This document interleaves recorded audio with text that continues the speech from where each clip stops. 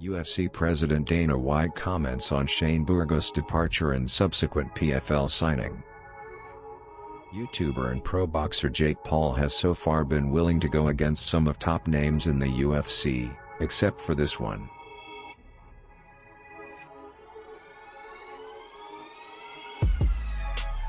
Dana White admits they made big mistakes after UFC contender moves to PFL. A few weeks after his UFC Long Island win, featherweight contender Shane Burgos was open to negotiating with the organization. He was already down to the last fight on his contract, and he was hoping to re-sign with a more favorable deal. But on Monday, Hurricane Shane announced his departure from the company and his subsequent signing with PFL. While admitting it was not an easy decision to make, the 31-year-old felt it was an offer he couldn't refuse. It was a bigger difference, this time. It was a six-figure difference back then what I was going to get paid from the PFL, and I turned that down to stay with the UFC. Burgos said, revealing a 2019 offer from PFL. Now, it's obviously bigger than that. When it's all said and done after the first season, obviously, I plan on winning. I'll be a multimillionaire.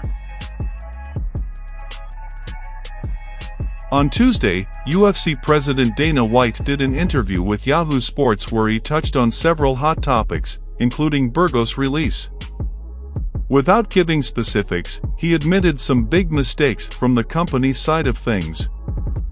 Basically, there were some mistakes that were made here, some shit that he should have still been here. I respect him very much and I wish him the best. 100%, mistakes were made on the UFC side. 100%. Big mistakes were made over here. Burgos, 15-3, last fought at UFC Long Island in mid-July against Charles Jourdain. He won via unanimous decision and is currently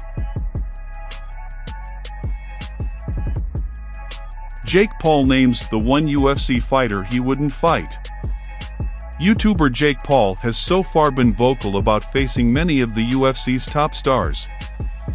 The problem child even scored KO wins over Ben Askren and former welterweight champion Tyron Woodley, adding more buzz to his hype. But there is one fighter that the 25-year-old wouldn't dare to face, even in the squared ring, which he spoke about in a recent interview on the Timbo Sugar Show. Honestly, bro, he's probably the only fighter in the UFC that I wouldn't fight, Paul said when asked about a possible bout with UFC middleweight champ Israel Adesanya. He's tall as FK, and is striking. I think he's probably arguably one of the best strikers, top 3, ever, in the history of the sport. I think he's probably the only one who I wouldn't fight. Paul, 5-0, was supposed to face Hazem Rahman Jr. early this month at Madison Square Garden.